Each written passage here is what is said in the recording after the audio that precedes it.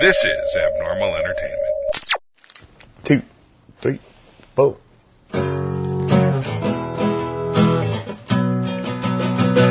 Walked into the tunnel just to find the light.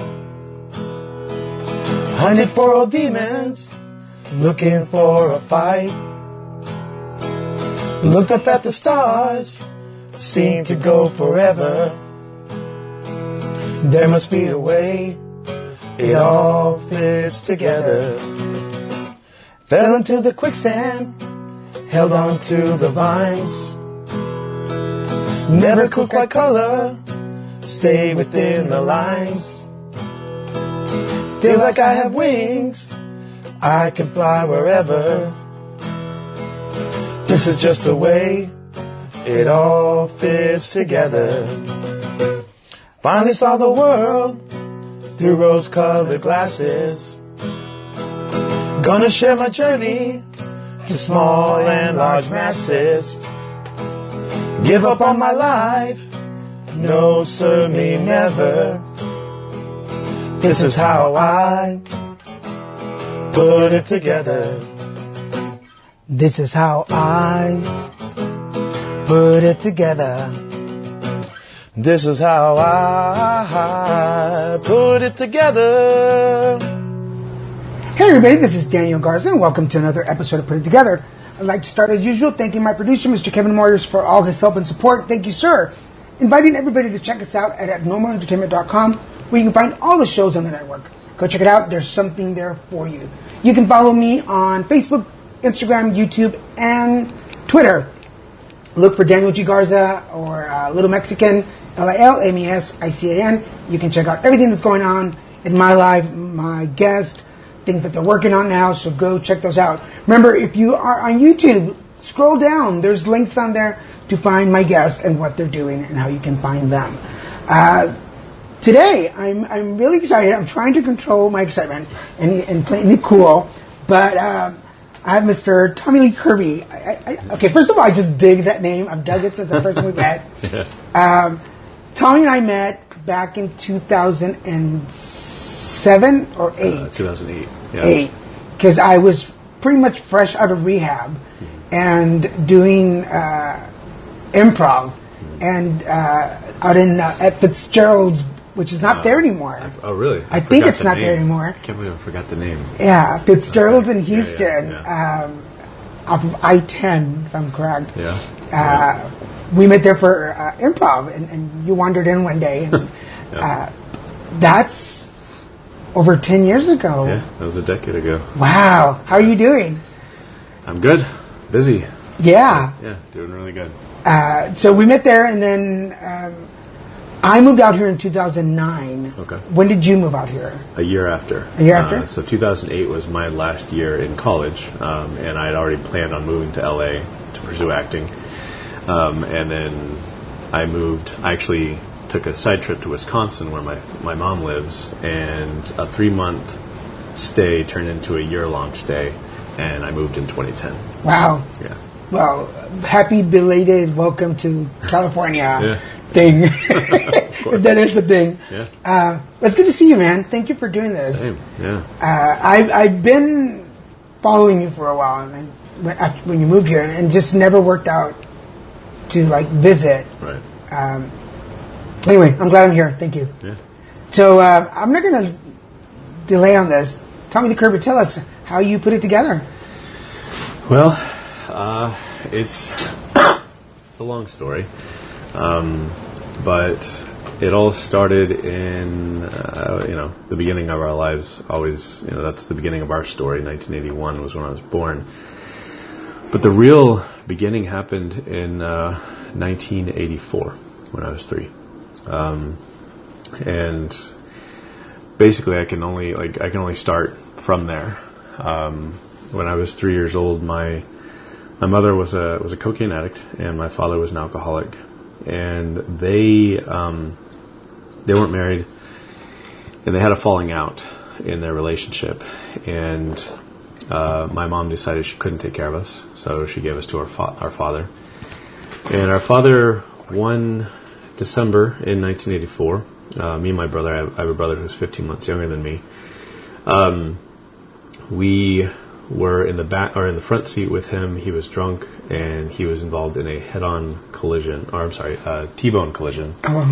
And there were two 16-year-olds in the front seat, two 16-year-olds in the back seat. They all died. Sorry to suddenly put a downer on this episode. Really quick. But I was thrown up against the windshield, knocked into a coma, and my brother hit the dashboard and broke both of his legs. My father flew through the windshield. He had glass lodged into the left side of his brain, paralyzing the right side of his body, and also not really turning him into a vegetative state, but turning him, I like to say that his brain stopped developing at that moment. He was 26 years old and pretty much stayed 26. There was no more learning. There was no more growing as a person. He would pretty much stay 26 for the rest of his life. So my mom found out about this. She had a nervous breakdown and still, again, because of her drug addiction, was unable to take care of us. And so she gave us to a friend of hers. This friend took care of us. This was all, by the way, in Phoenix, Arizona. And her friend took care of us for 6 years. A little mini story in that life. She was married, got divorced a year after taking care of us, and then we pretty much were all over Phoenix. The trip ended in Avondale. She gave us to our aunt, our biological aunt. Our aunt took care of us for 2 weeks, and during that 6 years, my mom had moved to Texas, a place called Beaumont, Texas. Mm-hmm. You're probably familiar with it, about an hour and a half east of Houston. And as soon as she found out that our aunt was taking care of us, the whole reason she said of giving us to her friend was to get us out of this family abuse that had happened. To get really personal, and I don't mind it, she was molested by her father and her uncle when she was 13. Okay. So you could even say that my story happened it started before I was even born. And so she wanted us out of that family, out of the blood. Right. And as soon as she found out that our aunt was taking care of us, she had us flown to Texas, and she had already been working the process of adoption. And we spent one night with her. That night she told us that a family was coming to pick us up. And they were from Henderson, Texas, a small town in East Texas. So they picked us up. We went. They were very devout Catholics. And we were thrown into the Catholic religion, baptized Catholic, all that stuff. Now, how old were you then? I was 8 years old. Oh, wow. You're still young. Yeah. My brother was 7. And fast forward 6 years later, they were having a lot of difficulties with my brother. My brother was extremely rebellious and just a lot of stuff happening. They decided to give him back to our mom. And our mom felt like she was in a position to take care of him.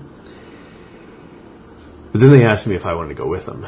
And at first I was like, I moved around so many times, I didn't want to. I wanted to stay in Henderson, Texas, of all places. And whenever we had a family therapist, and we sat down with the family therapist, and the therapist convinced me to go with my brother. And so I did. And so then we were sent back down to live with our mom, again in Beaumont.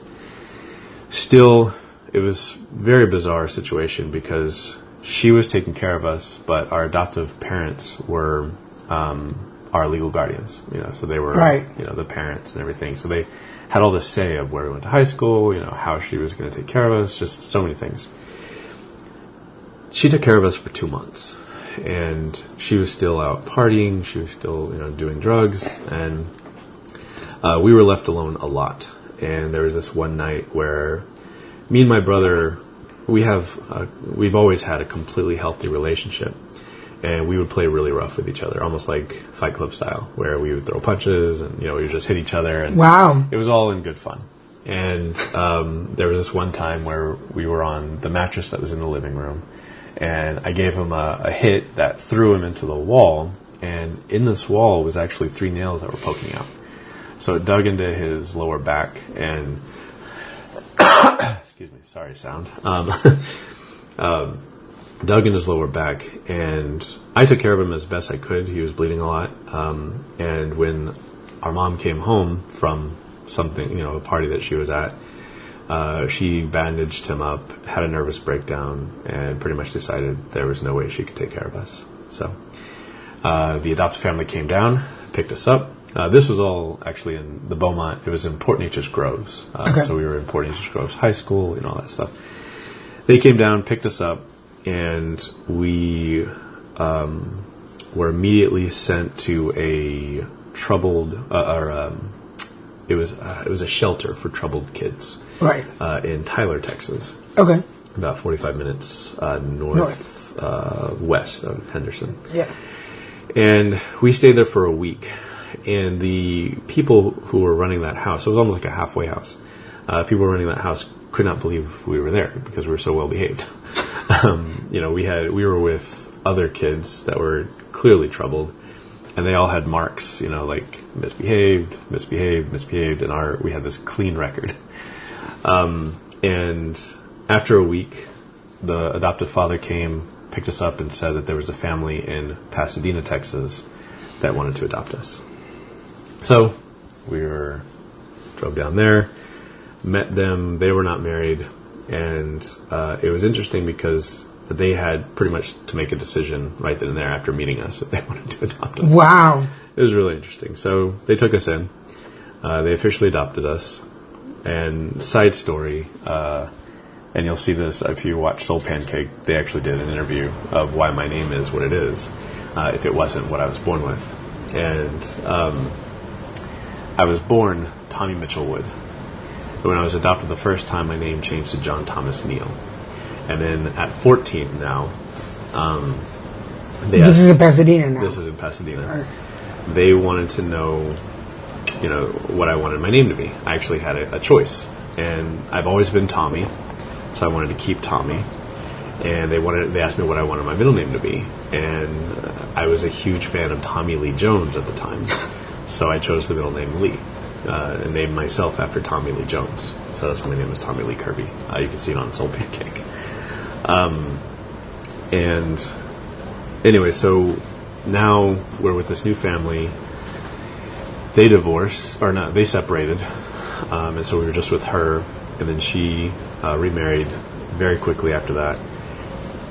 My senior year in high school, right before Christmas break, they, again, were having difficulty with my brother. Again, extremely rebellious. A lot of back-talking, a lot of stuff happening, and they didn't like it. And so they actually contacted my mom and once again gave him back to our mom. And once again, they asked me if I wanted to go with them. And I was done. I was tired. My brother would be an hour and a half away with my mom. And I was class of 99 at Pasadena High School. I didn't want to spend my last semester somewhere where I knew nobody. Right. And so it was it was really weird, really surreal that history was literally repeating itself. And I decided when I was offered that I was no longer a part of this family. And so it created a lot of dysfunction. I worked at Taco Bell at the time, and sometimes I would lie and say that I had to work a late shift. In fact, I would just drive to Beaumont to see my brother and my mom. And that was how I spent my shift, was in Beaumont. Wow. Well, let me tell you before you continue, because I don't know your brother, so not to put him on the spot, but by the way this goes, he's more of the handful kid, and you're kind of like, okay, I'm going to sit back on this one. What, as a child, how does, I don't know how to ask this, but the responsibility. Did you feel a lot of responsibility having to be the good kid, trying not to get in trouble? Did that wear on you? So it's a good question, and I don't have a clear answer for it as far as how I felt. By the way, I was in a coma for 3 days, and they drilled holes in my head. So I always joked that the reason I was the good son was because I was brain damaged to the point where I didn't really know any better. So I always felt like I didn't have a choice. Like I never understood why my brother. I understood on a sort of, I guess, an emotional level, because I've always been empathetic. I've always been able to put myself in other people's shoes. But on a cerebral level, I didn't really understand because we were both in the same situation, and I just made different choices than he did. Right. Because I thought those were the choices I was supposed to make. Not because I felt pressured to be the good son, but it's almost like there was nothing else for me. I couldn't be rebellious. It's like I don't even know I don't know if that answers your question. Yeah, because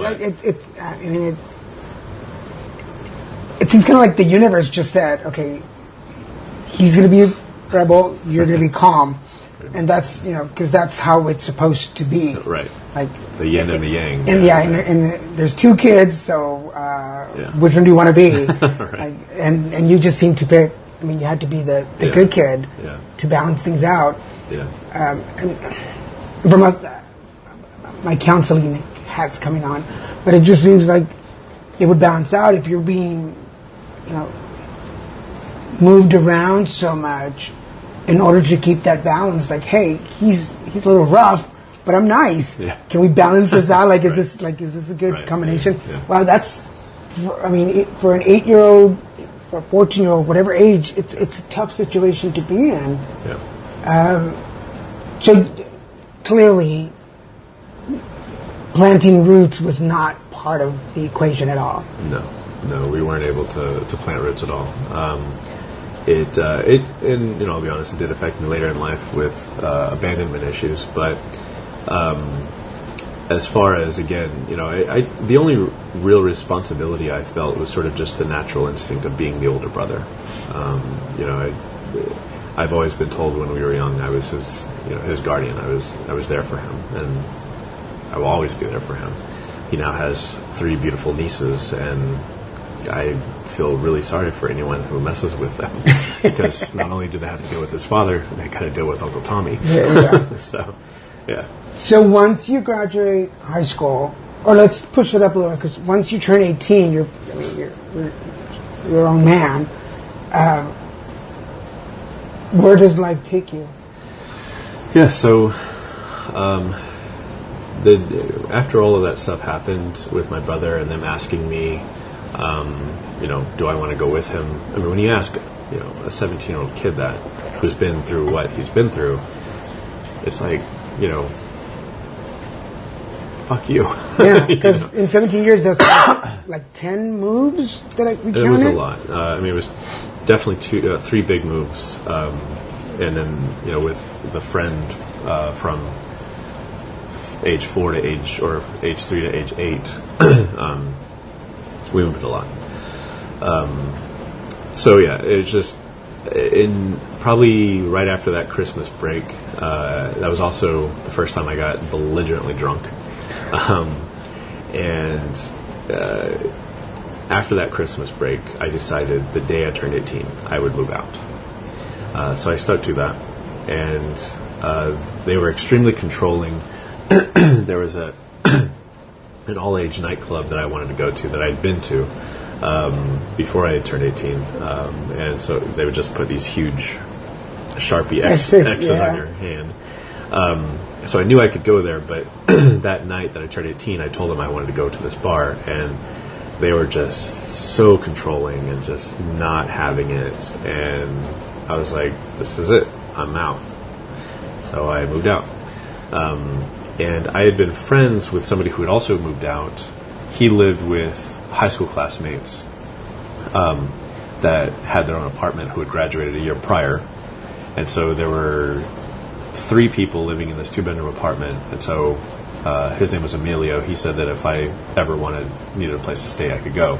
So I went and knocked on his door. There I was, and he let me stay there.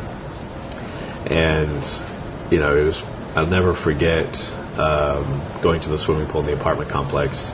And it's kind of dramatic, but I said, "Today is the first day of the rest of my life," and then I jumped in the swimming pool. That's pretty cool. Yeah. That would be like the classic moment in the movie. Yeah. Where everybody's like, yeah.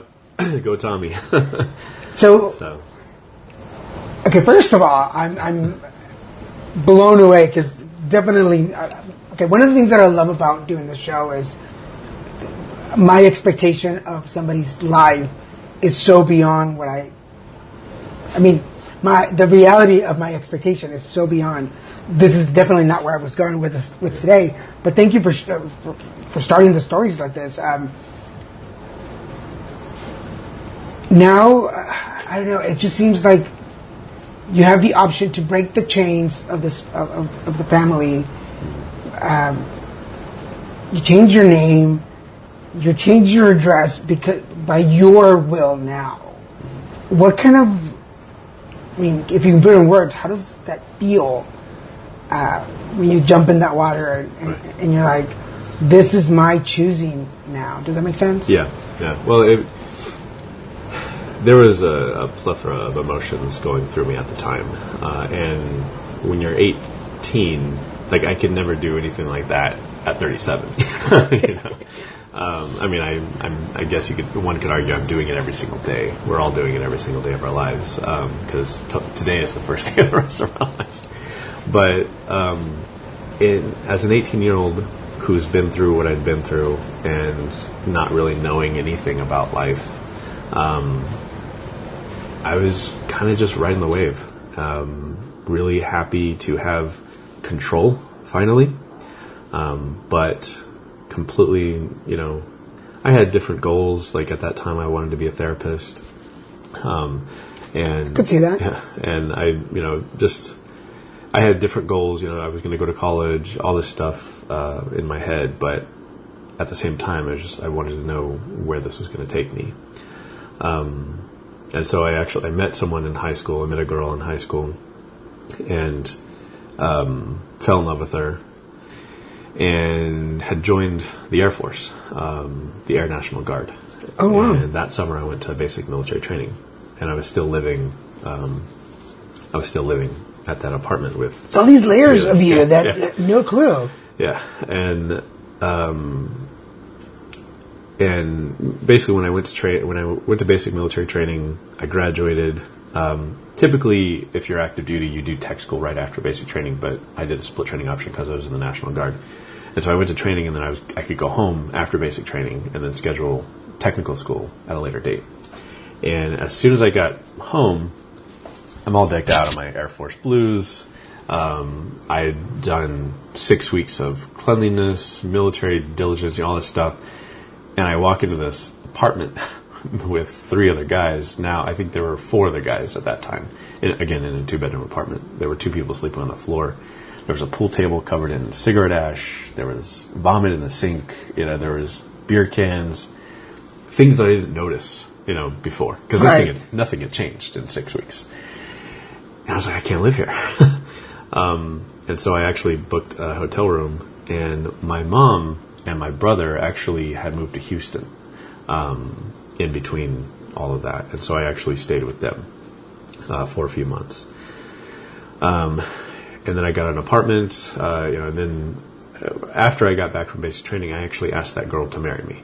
And so while I did have control over my life, I was making decisions that were unbalanced. I was making decisions for my life, desperately craving control. And so I wanted to jump in and, I'd never had a girlfriend up until meeting her. Right. And, talk about being the good son. I didn't know how to talk to girls. I didn't date anybody. It was just really a torrential high school experience. I was one of the popular kids. I was a drama nerd, surprisingly.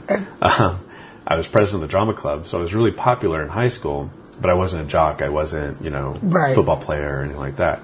So people knew who I was, but I wasn't dateable. So it was like weird. Yeah. Some girls would tell me I was too sweet to go out with, but Yeah, you're the best friend brother. yeah, exactly. I love you like a brother. Yeah, friend zoned many times.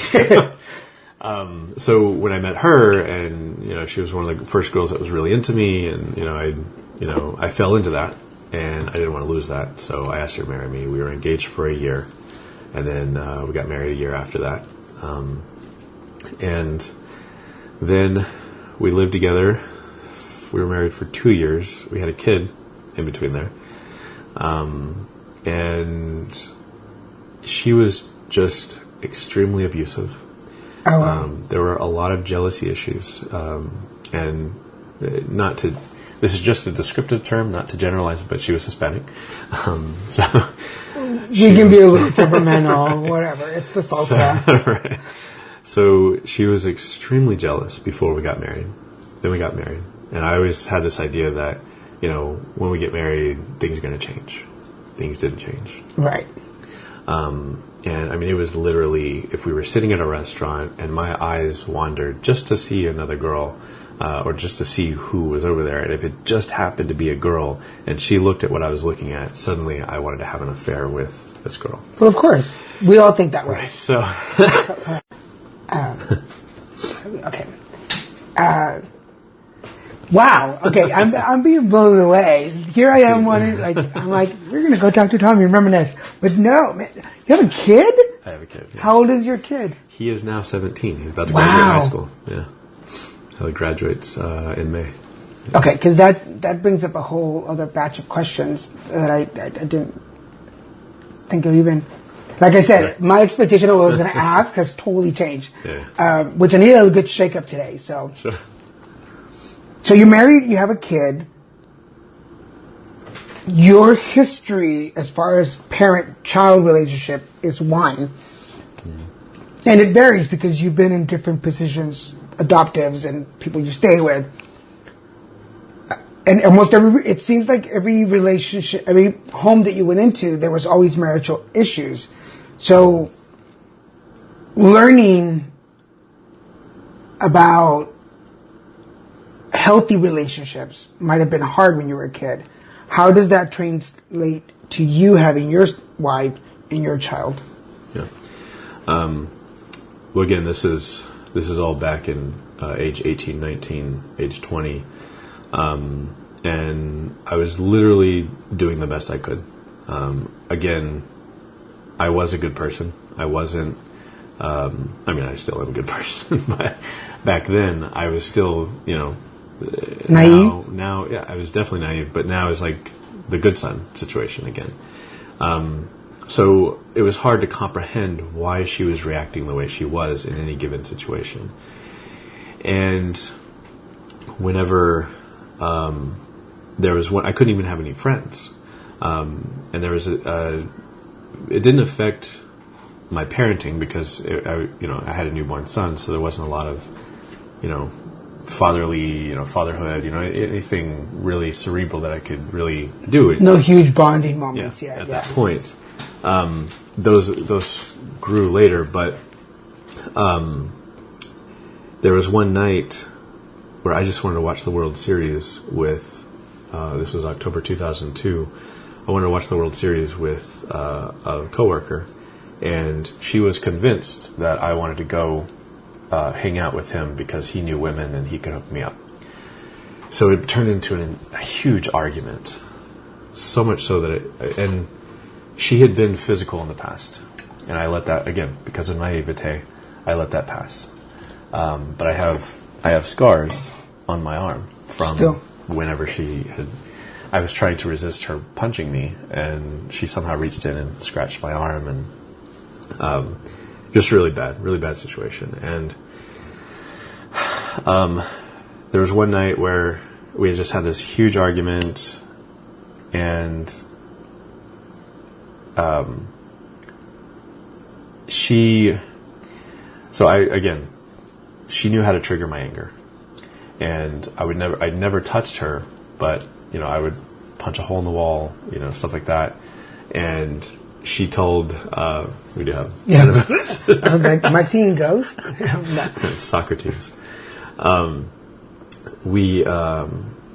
So she knew how to trigger my anger. She knew how to push my buttons. And so I would punch holes in walls. And her friends would say, next time he does that, call the police. And so in this argument that we were having, I punched the dashboard of the car. And we got home. She called the police. They showed up.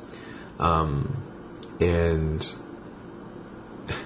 there's a whole side story that I won't go into unless you want me to. But I had a warrant out for my arrest. That I didn't know because there were court documents that were mailed to the apartment that I lived in with the 4 other guys. So I had a warrant out for my arrest for failure to appear in court. I didn't even know about it. Oh, man. So when the cops showed up, they're like, we have a warrant out for your arrest. But they didn't know why. They had no idea what had happened. And so they had to put me in jail. I spent the night in jail. And they transported me to Harris County, not the bad prison in downtown. It was a really nice one in Clear Lake. Yeah. So. I've been to the back prison. Right. So I spent the night there. I spent the night in Pasadena City Jail. Spent the day at Harris County Clear Lake City Jail, or Harris County Jail. And it was really nice. It was actually really, it's a crime how nice it was. And my mom bonded me out as soon as she found out. And she said, this has gone on long enough. Do you want a divorce? Because, side note, we had been connected, since 18, since I moved out. Right. And I would always call her. It's like, it happened again. She punched me again. It happened again. I punched a hole in the wall. I was always talking to her about all the stuff that was happening in our relationship. And so she said, this has gone on long enough. Do you want a divorce? And I said, yes. So we separated. She was not happy about that, but I decided I couldn't go back into that life. Mainly because the biggest thing is she would never take the argument out of the room. All these arguments happened with a crying kid. And I couldn't have him be exposed to all of that.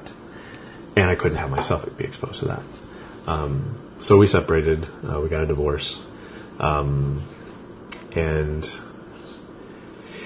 then I went to college. Wow. So, after all that. So, there's a lot of stuff going on while all this stuff is happening. I'm doing the National Guard. I'm information manager for public affairs. And so I have to let them know about what's happening. And I lived with one of my best friends for a couple months and then moved into an apartment, started waiting tables, and then started college.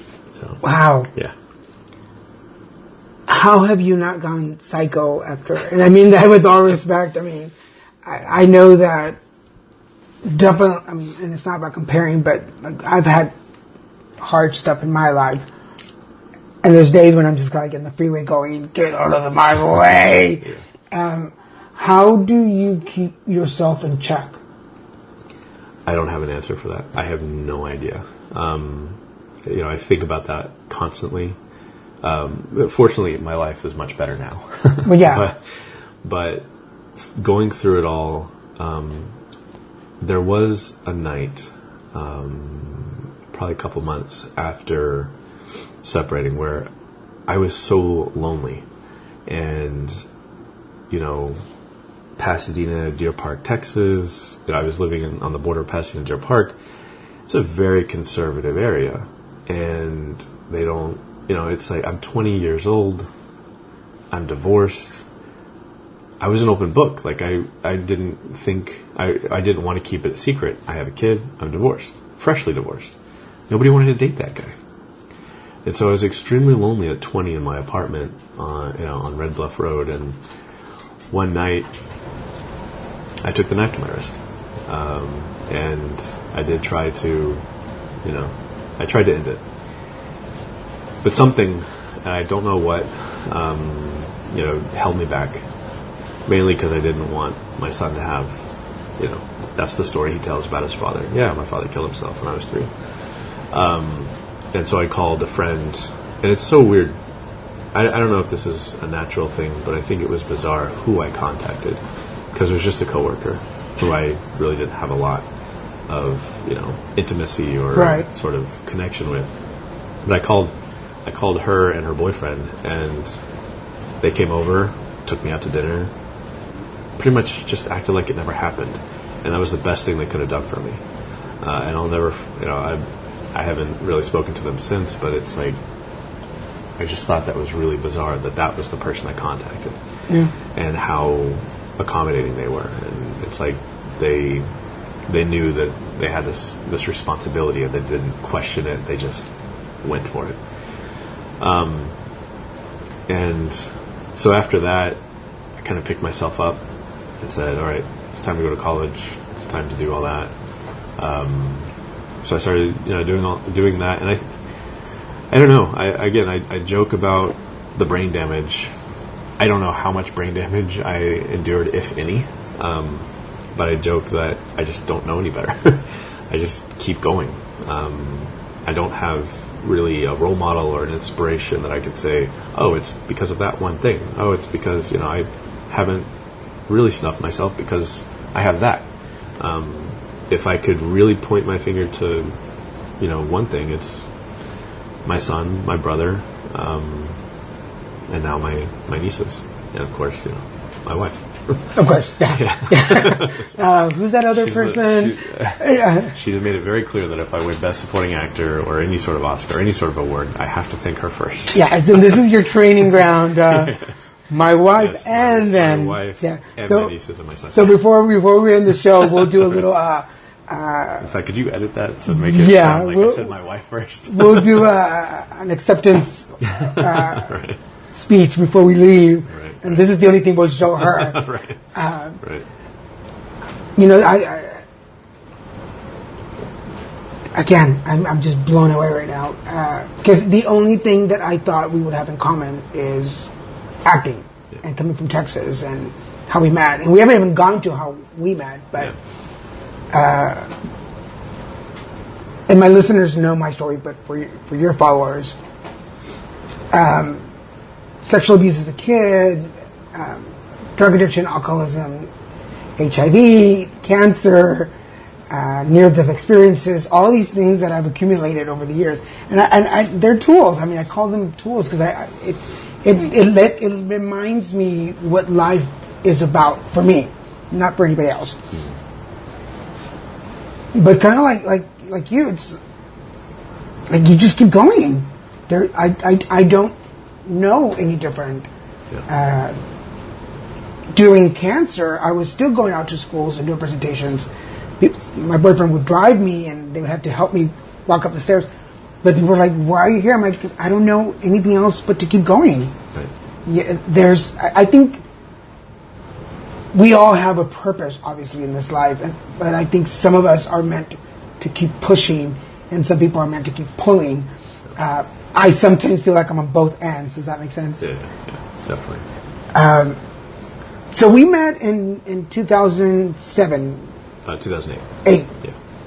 Yes, because I went to rehab in the summer of 2007.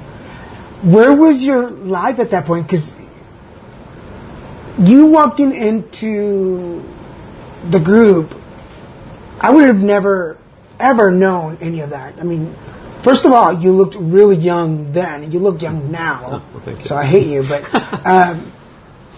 but no idea. I mean, we of course we wouldn't have known, but right. Where was your life at that point? Yeah. Well, I try to, I won't say I put up a front, but I try not to carry my stuff into situations. Sort of like improv. I'm there to do something. I'm there to enhance my improv skills. So it would have been very difficult for anyone to know, oh, hey, that guy, went through all that stuff. Yeah. In fact, a lot of people are surprised. In fact, shocked because they think most people, when they meet me the first time, they think, oh, that's a solid guy. He's well put together. He's got his shit together. He's probably had parents that loved him. Blah blah blah blah. And then they learn, and I'm like, how the fuck are you the way you are? But 2008, I had spent 5 years in college at that point, and I was so I wanted to be a therapist initially, but then I fell in love with business, and I wanted to be a business major. And then I wanted to be it's a funny story. This is going to turn into a whole other story, but in my time alone, I watched Terminator 2, the special edition DVD, and it was basically, on the special edition, it was James Cameron had this full thing of how he created Terminator 2 from pre-production, production, post-production, and I was like, wow, film. I love this stuff. And I'd done drama in high school. My first adoptive father had bought a camera when we were 9 or 10, and I played around with it. So I'd always been sort of admiring of the film world from a distance. But then I watched this, and I was like, I could do that. And so I kind of wanted to dive into film production. And when I was in college and I was a pre-business major, I couldn't do math. I just couldn't do it. I failed finite mathematics twice. I couldn't do probability and inductive logic. I couldn't, I made low scores in decision and information sciences. So I was like, why am I wasting my time in business? That would have been a hand. I'm no scientist, but... Why am I wasting my time? And so one night, or one day, when I was waiting tables at Casa Olé, I'm sure you're familiar with it. Yes. Mario Lopez walked in. He was doing like a signature thing at a Walmart that had opened up down the street in League City. And he walked in, and he literally, like, I was on my break, and he needed his manager came in and said, we need the banquet room, we got to be away from everyone. So that's where all the waiters took their break, was in the banquet room. So he was sitting, like, literally right there, and I'm sitting there like, holy shit, Mario Lopez is just eating right next to me. And then I was done with my stuff, and I was going back to work, and I was hanging out at the host stand, and I remember watching him. He came out of the restroom, walked from the back of the restaurant all the way to the front of the restaurant, and there were so many people that recognized him. They're like, oh my God, that's Mario Lopez, oh my God, I was like, I want that. Like, I want to walk into a room and people to recognize me. And so then on my way home, I had these, like, again, another side story. I wanted to be an actor since I was in high school. But the second adoptive mom sat me down and said, you're never going to make it as an actor. You're just not going to do it. You have to be a SAG actor, and, SAG actors, maybe 10% of them make a living doing acting, and just all this stuff hit to me. Right. And I was like, well, fuck me. I guess I can't be an actor. But there was always like this thread of me that stuck, it's like, maybe. And so when I saw Mario Lopez, there was like, what do I do? I can't, I can sing kinda. I'm not an athlete. I'm not a musician. What could I do? And I was like, well, why don't you stop leaning towards film production, quit the business stuff, become a communications major, study media productions, and fucking go for it. Right. Be a film director, be a film producer. And so then there was this battle back and forth, like, no, you'll never do it. No, what are you doing? What are you thinking? SAG, odds are against you. You have a better chance of winning the lottery. There's like all this shit. And in that moment, again, I had Mario Lopez to thank for this, but I was like, fuck you. I'm going to do it. Yeah. And so I switched majors. You're like, if there was only a pool right now. Pretty much. And so I switched majors, and then spent the next 3 years studying media productions and having a lot of fun. I made A's in anything that had to do with media productions. I had an A. I had a very high GPA as a media production majors. Philosophy on there, I was a philosophy minor for some ridiculous reason, and philosophy didn't do so hot.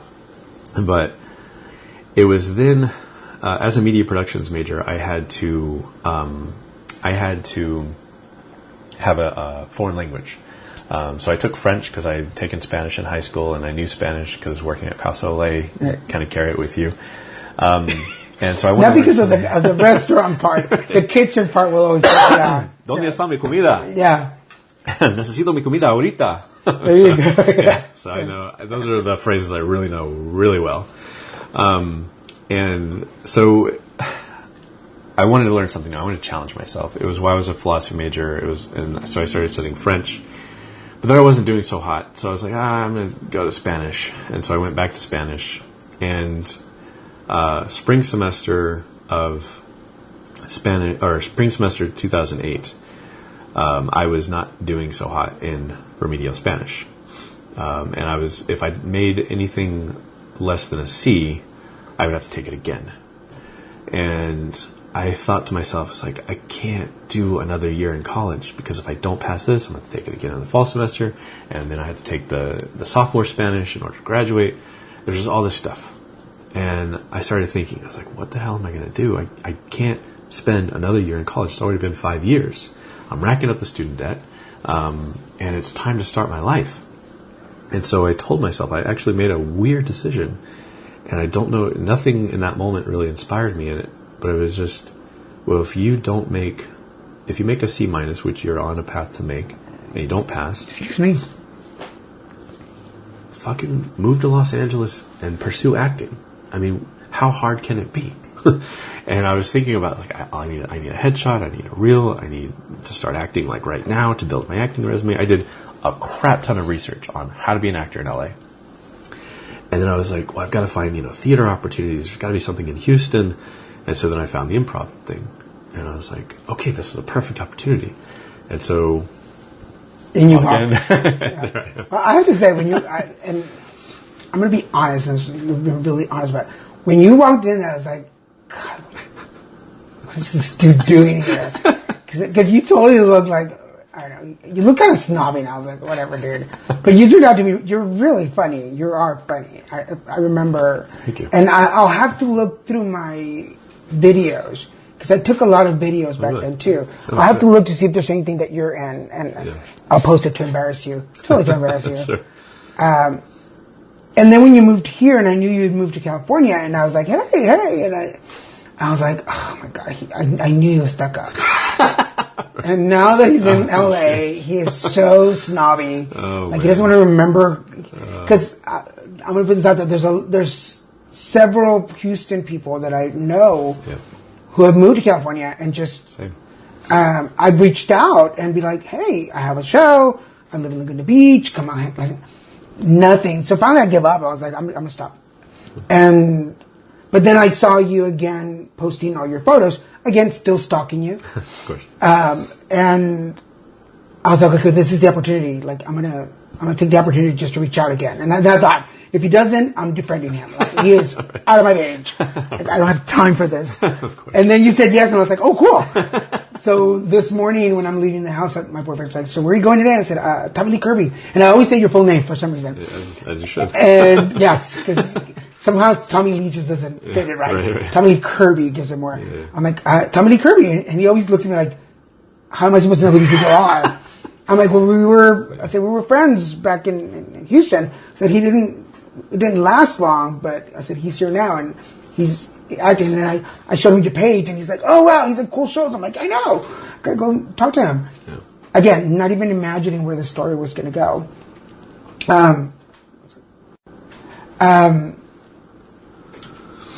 So we're down to actually we're going a little over time, but I don't care, because this conversation, this is cool. Oddly enough, my show's supposed to be an hour, and most people are like, an hour? I can't talk for an hour. And then I'll be like, we just went like 20 minutes over time. They're like, what? I'm like, yeah, you talk a lot. But you're in the good group. I get frustrated when people don't. I'm like, yeah, that's a great story. Talk more. Right. So we're kind of at the point of the show where I ask my guest to share some words of wisdom with my listeners. What words of wisdom would you share? Tommy Lee Kirby. Well,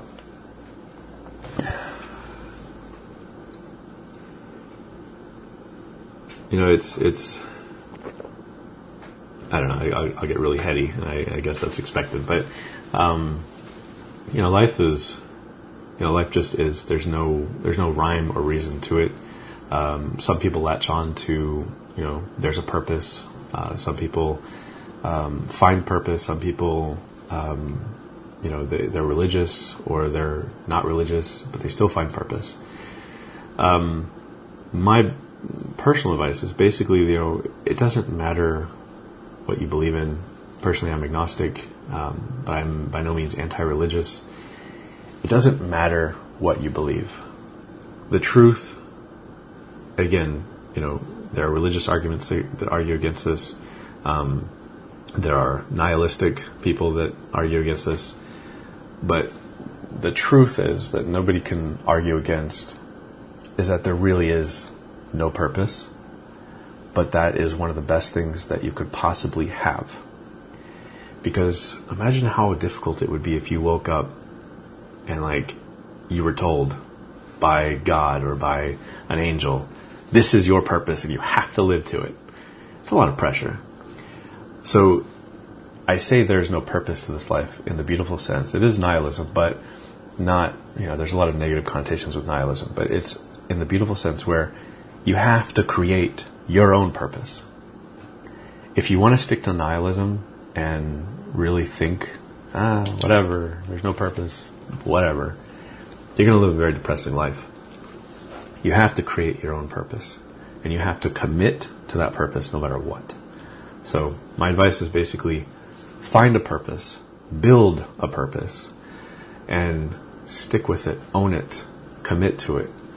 Because the one thing I do know about the universe is that when you establish a goal or when you find a purpose, the universe is going to throw all this shit in your way. And it's not to harm you. It's not to, it's not to fuck with you. It's to test your resolve and see and really show you how bad do you want this. And so once you get through that shit and show the universe, oh, I'm actually really serious. And the universe is like, oh, shit, that guy's, I can't mess with that guy anymore. Let him go. Sometimes it works, sometimes it doesn't, but you just got to stick through it. And to sort of conclude, there's no failure. Zero. There's no failure unless you quit. Period. Death is the only thing that can stop you from your goals. So if you're not making it, if you're not getting it, if you're not where you want to be in life, fucking keep going. It hasn't happened yet. Try until it does. You haven't failed until you said to yourself, this is not working, I'm going to stop trying. That's when you fail.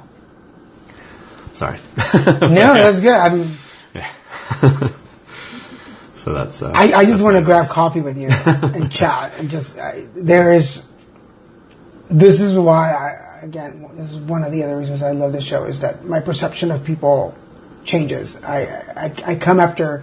I tried very hard at one point to be Barbara Walters and Oprah Winfrey all in one. And my show was very about, let me ask you the tough questions. Sure. And then I just realized, Daniel, shut up and let people just talk. It's your show. People know it's your show. Let people just share, and some of the most beautiful things come out. So thank you for that. Yeah. But this is where I get my little tougher questions. So can you take us back again? What was your official original name? Tommy Mitchell Wood. And so if Tommy Lee Kirby could go back and talk to Tommy Mitchell Wood, what would he tell him?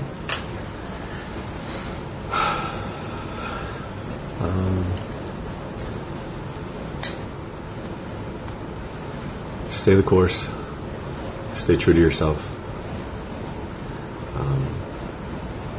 I can't be foolish and tell Tommy Mitchell Wood. I can't be foolish and tell you that it's all going to be okay, because it's not. It's going to suck. It's going to suck a lot. There are going to be good times. There are going to be times where it feels really great to be alive. There are going to be times that it feels really shitty to be alive. But if you really cherish the better times and not take those times for granted, you can carry those memories through the dark that is the shitty times. And then you get to be me. Yeah, we're better than that. I still think you're snobby, so I'm gonna stick with that. Where are you in relationships now? So I've been married for a year. As far as romantic relationships, I've been married. I met Amanda 6.5 years ago, and then I asked her to marry me in Paris. There's a picture of us That's her last picture right before she was engaged. Picture of us in front of the Eiffel Tower. Yeah, I think I've seen that. Like I said, I stalked you. Yeah. Right. For anybody listening or watching, before you come on the show, I heavily stalk you and make sure that I know everything. So sure. But yeah, so now I've been married for a year, and things are doing really well. I have a deep understanding of communication, and so does she. And so one of the things that we're very proud of is that we've never fought. We don't fight. We get into discussions, conversations, but it's like, and again, I hate comparing things or people, but my first wife is way over here, and my second wife is way over here.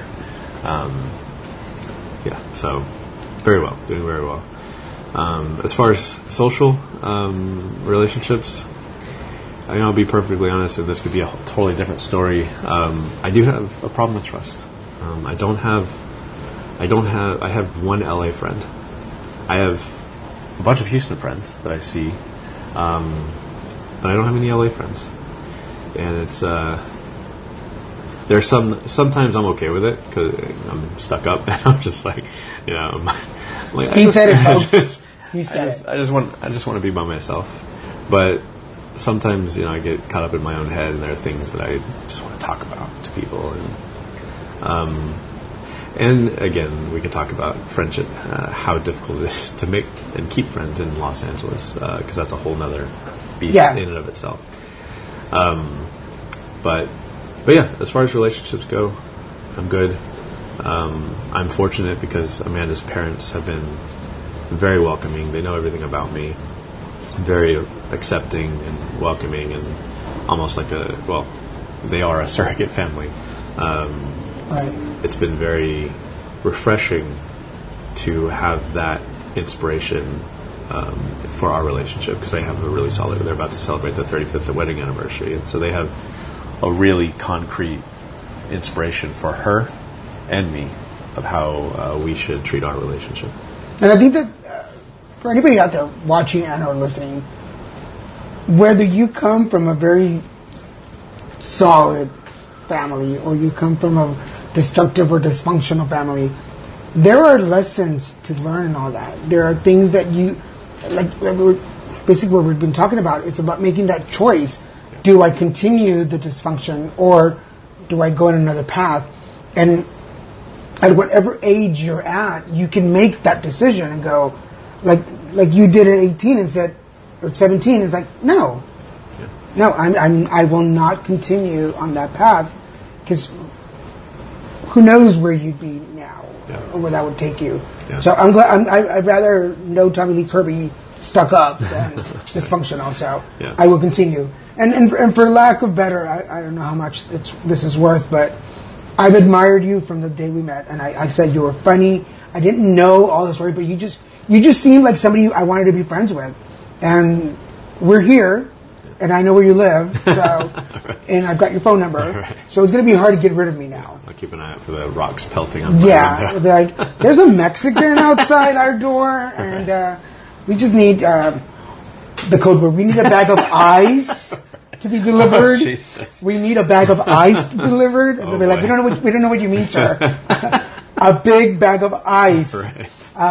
But we're both, I guess, for lack of better, Texas boys, and I get lonely for the Texas vibe, which is another reason I wanted to come and see. Is like I've been a little homesick. Even after 10 years, I still get like, oh man, I miss the Texas. Like I want to be back there, and things get a little hard. And I'm like, I remember meeting I think we met on Wednesday nights or something, and just chilling out and having a couple hours of just fun and just authentic laughs with friends. And it's really, because I keep tabs on everybody, it's really cool to see how everybody's growing and changing and morphing. And it's amazing. But then every once in a while I'm like, if we could just be back in Houston, just for a little bit. Yeah, I will say I like Texas in small doses. I've been in California now 8 years, and I say I'm becoming Californian, but I do miss the Texas. I miss, There are a couple things I miss. I miss people saying hi to you as you walk past them. Yeah. I miss barbecue, and I miss chili con queso. And brisket. Yeah. There you go. And not necessarily all together, but I mean, I'd probably eat it all together. When I visit Houston, I eat Chewy's pretty much every day. Really? That's your go-to? That's my go-to. I got to find another go-to because I realize it's actually not that great. It's good, but my California diet, Dude, my body's like, what the fuck are you doing? I usually come back from Texas a couple of extra pounds. Yep. Same. Bloated, Yep. miserable, Yep. but yeah, I wouldn't, because Christian, my boyfriend, he actually doesn't like Mexican food that much, which is, I don't know how we're together. I have no clue, because I'm like, every time that I cook, it's basically Mexican food. I could make pasta and it's still Mexican food. Mexican. But every time we go out there, it's tacos. I want to eat, and I'm like, stop asking me where I want to go, because it's going to be tacos. Yeah. But my family lives in South Texas, so it's just Mexican food everywhere. Sure. So just to wrap it up, you're acting now. Yes. How does it feel to finally be in your element? It feels really good. So I got laid off back in June because I'd been doing the office thing 9 to 5 for 7.5 years, and getting laid off was the best thing that ever happened to me because I was like, fuck it, I'm here to be an actor. I'd been studying acting off and on. I'd been doing acting stuff off and on. And it was like time to just hit the ground running because that's why I moved here. If I'm not going to act, I love Los Angeles, but there's no reason for me to be here. I can go to Glendora or Santa Barbara, and probably live a lot cheaper. So I'm here to be an actor. And it took me 3 weeks to really, I had to get headshots. I had to, establish all my profiles, Actors Access, Backstage, LA Casting, all the stuff, Central Casting. And finally, I just started booking gigs. I would do auditions. I would do background work. And it's really inspiring, not only to do background work, but also to be on set and just be an artist. To live the life of an artist. If you are an artist, or if you know an artist, and having the support to live the life of an artist is such an amazing thing, because it's really difficult. It's really challenging. And to meet, one of the things that I was always disappointed, almost to a point to have a threat of depression when I would go to social things and, or parties and stuff like that. And that question would always come, what do you do? And I hated that question because I would always answer, I would want to answer, not what I want to do. I would never answer that, but that's what I would want to answer because it was like, well, I'm an administrative director for an entertainment school, blah, blah, blah. And then we talk about it briefly. But now I walk into a room and it's like, I can finally be proud of what I am. I am an actor. And when people ask me, what do you do? I say, I'm an actor, and I haven't got that, oh, you're an actor, so where do you bartend? Or where do you wait? But it's been very supportive. It's been like, oh, really? What have you done? And I can talk about acting and I can make that, it's just a better experience. Yeah. And there's a lot of stuff that artists do that I can now legitimately attach myself to, like people watching and, watching weird movies and, going to the movies a lot for work, to do character study and just really being a part of, this gonna sound really heady, but being a part of the universe in the sense where I need to soak up as much emotion as I can so that when the camera's on me, I can make a true performance out of it. And so, essentially some artists would say they're always working, and if I'm awake, I'm working. But it's just really amazing to be able to live that life. I've used that one. From the moment I wake up, I'm a creative being, dude. Pretty much. And there's so much more that comes with being part of the entertainment business here in LA. It's not just being in front of the camera. It's creating. It's directing. It's writing your own scripts. It's making a video blog. Whatever it is that you can create, and that's why I do what I do. Everything. I started my career back when I was in my 20s in corporate, and then over the years things just kind of pulled me in another direction. Right. And now I work for myself, which self-contract can be hard because you have to hustle every day. Yeah. But I'm really proud of what I do. So when I'm in a social setting and they're like, well, what do you do? I'm like, well, Monday to Friday, I have these different things that I work on. And now I'm open to all kinds of topics of conversations. Yeah. So I can go from spiritual work all the way to my advocacy work. And people are like, wow. It's like, because that's what being an actor, that's what being creative is. So before we go, where can people find you, follow you? Yeah, so I recently learned that Facebook, I don't know what happened to my privacy settings, but you can't friend me on Facebook. So you can message me. Tommy Lee Kirby on Facebook. Instagram, my handle is Tommy Lee Kirby. Instagram is more like a travel food blog, but I've told people like my pictures. So Tommy Lee Kirby on Instagram. I don't tweet a lot, but also, side note, I'm a life coach as well. So lifecoachtommy.com is a great place to... That's a whole other conversation we need to have. So if you go to lifecoachtommy.com, you'll see a lot of blogs on there about things that can hopefully help you. Well, you realize that's another interview in the making. Sure. So so little did he know when he opened the door. An interview with Life Coach Tommy. I mean that's because I can connect you with some other people in LA and Orange County that have meetups and social settings and connect, and they have podcast shows and they have live beat shows where you can go and be featured and put you out there. So we'll definitely talk about this afterwards. Cool. Thank you so much for being on the show. I know we basically, this is the tip of the iceberg to get to know you, but I feel like this whole other side of Tommy Lee Kirby that I didn't know. But I really hope you will consider hanging out more and getting to know you better. We'll have a long-distance relationship because you're in Laguna Beach. Well, my boyfriend's in Culver City. Oh, really? Yeah. Okay. That's where I stay. Oh, so you stay in Culver City? I stay in Culver City when I'm in LA. Yeah, let me know when you're in town. Yeah. So it's we have a city house and a beach house. Yes, folks, you're here. So Californian. We eat avocado by the beach. Why wouldn't you? And I've loved avocado before I moved to California. Well, I'm Mexican. Pretty much everything has avocado on it. Right. Yeah, when people here are like, this is so new, I'm like, no, it's not. One of the things that made me fall in love with Los Angeles immediately, or California in general, is when I went to Subway and avocado was an option. And then I went to a meetup for actors, and they put avocado on their pizza, and I was like, "What is this?" And then avocado toast came out, and like, avocado everything. But that for us in Mexico is like, there's nothing else to eat.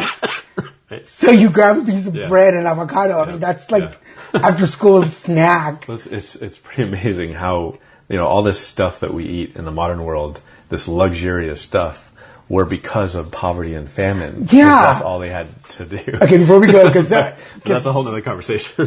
Before we go, I'll say this in the air because I made spaghetti, and I was like, I made a whole lot of spaghetti for some reason, and I was like, what am I going to do with all this spaghetti?